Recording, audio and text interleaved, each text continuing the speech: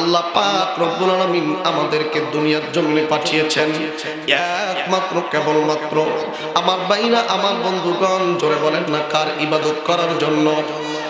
একটু আওয়াজ করে আরেকবার বলেন কার? আরে মুসলমান বাবাজি, আল্লাহ পাক রব্বুল আলামিন বড় আদর কইরা সোয়াগ কইরা আমাদেরকে দুনিয়ার জমিনে পাঠাইছে।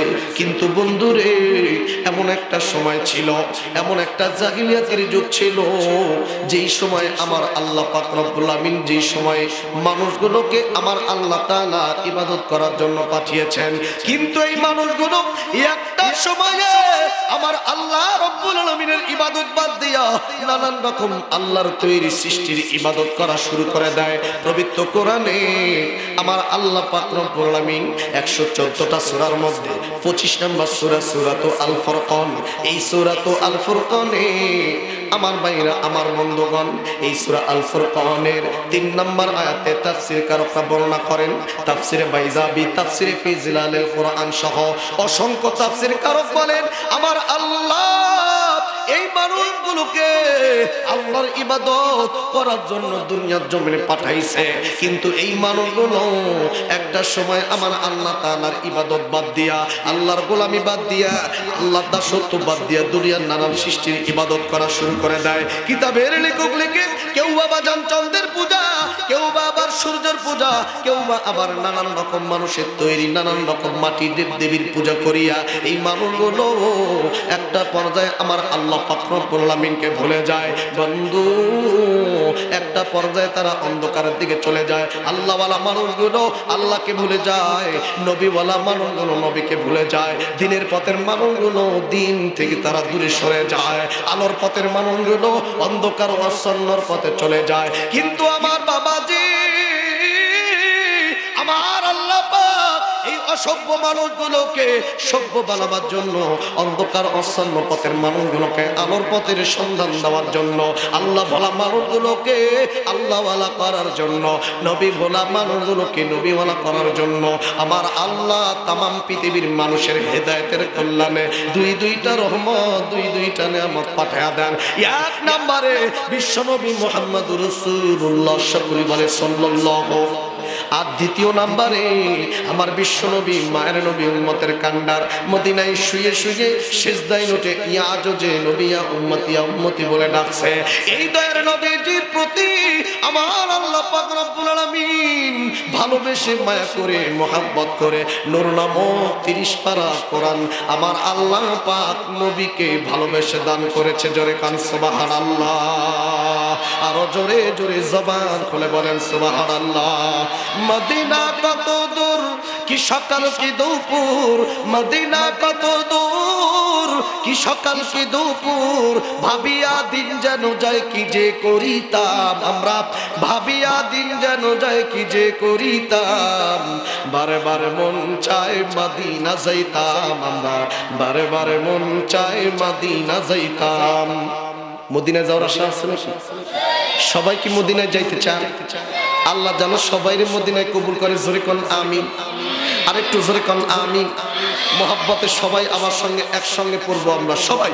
বারে বারে মন চাই মদিনা যাইতাম আমরা, বারে বারে মন চাই মদিনায় শুয়ে আছে মোর নবীজি, ডানা যদি থাকতো উড়াল দিতাম। জোরে কোন মারহাবা। মদিনায় শুয়ে আছে মোর নবীজি, ডানা যদি থাকতো উড়াল দিতাম।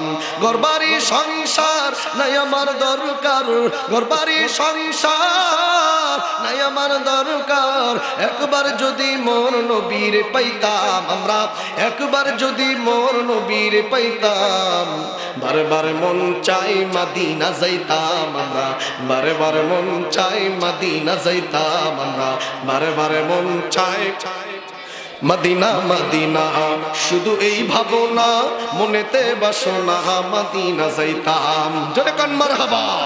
মদিনা মদিনা, মনেতে বাসনা মনেতে আশা জাগে মদিনা যাইতাম। মদিনা মোরুর পথের ধুলি, মদিনা মোরুর,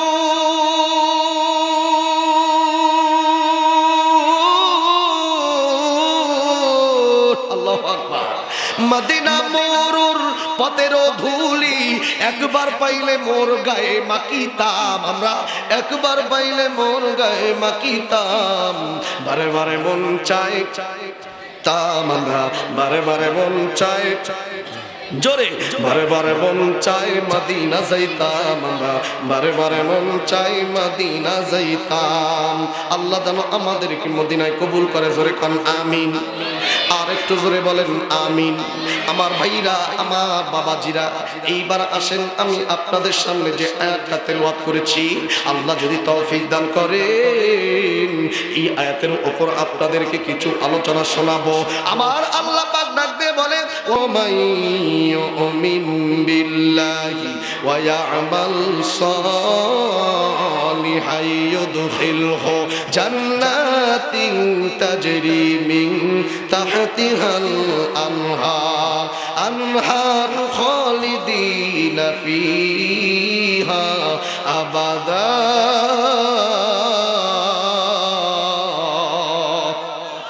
একটু জোরে বলেন না আল্লাহু আকবার। বন্ধুরে, ও মন্ডল বারবাসী, বিভিন্ন এলাকা থেকে আগত আমার ভাইরা বাবাজিরা, এরপরে পর্দার আড়ালে বিভিন্ন সাইড থেকে আসা সম্মানিত মায়েরা বোনেরা, কানটা খাড়া করে শুনবেন। আল্লাহ পাক রব্বুল আলামিন ডাক দিয়ে বলে, নিশ্চয়ই আমি আল্লাহর প্রতি যারা বিশ্বাস স্থাপন করে, আমি আল্লাহর প্রতি যাদের বিশ্বাস স্থাপন থাকে এবং তারা দুনিয়াতে সৎকর্ম করে, নেক আমল করে, আমি আল্লাহ তাআলা আমার ওই বান্দাগুলোকে মিন তাহতিহাল আনহার, আমার ভাইরা গো, আমার ভাইরা, আমার বন্ধুগণ, ইউদখিলহু জান্নাত, আমার ওই বিশ্বাস স্থাপন করা এবং নেক আমল করা বান্দা বান্দীদেরকে জান্নাত দিয়া দিব।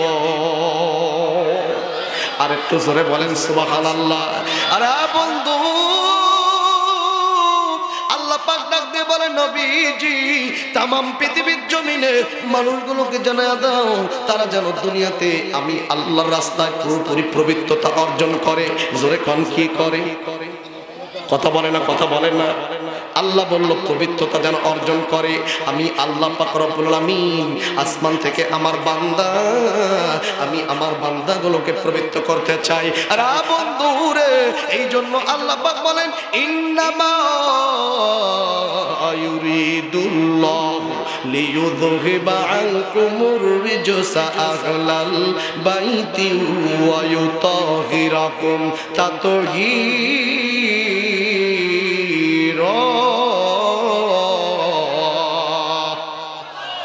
কোরআনের আয়াত শুনলে জোরে আল্লাহু আকবার বললে আল্লাহ একটা জান্নাতে গাছ তৈরি করে দেন।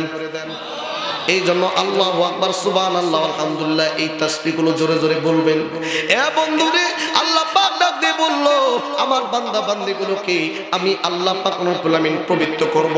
তবে বন্ধু, চারটা কাজের মাধ্যমে আল্লাহ পাক আমাকে আপনাকে, পুরুষ এবং নারীদেরকে চারটা কাজের মাধ্যমে আমার আল্লাহ পবিত্র করবে। জোরে কোন কয়টা? আরো জোরে, জোর হলো না। চারটা কাজের মাধ্যমে আল্লাহ পাক তার বান্দা বান্দাকে পবিত্র করব। আমার আল্লাহ পাক রব্বুল আলামিন ডাক দিয়ে বলেন, এক নাম্বার হলো বান্দা বান্দি পর্দা করবে। এক নাম্বার, বান্দা বান্দির মধ্যে লজ্জা থাকতে হবে।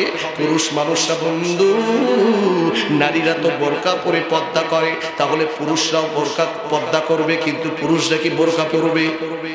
জোরে বলেন। নারীরা তো পর্দা দিয়া, বোরকা দিয়া পর্দা করবে, আর পুরুষেরা তাদের জন্য পর্দা কি? আল্লাহ পাক যেগুলো হারাম করেছেন, এই যে চোখ দিয়ে যা দেখা হারাম, এগুলো যদি মানে পুরুষের জন্য পর্দা হয়ে যাবে, চোখের পর্দা। হাত দিয়া হারাম কাজ করবে না, পা দিয়া হারাম কাজ করবে না, মুখ দিয়া মিথ্যা কথা বলবে না, এবং মুখ দিয়া গীবত করবে না।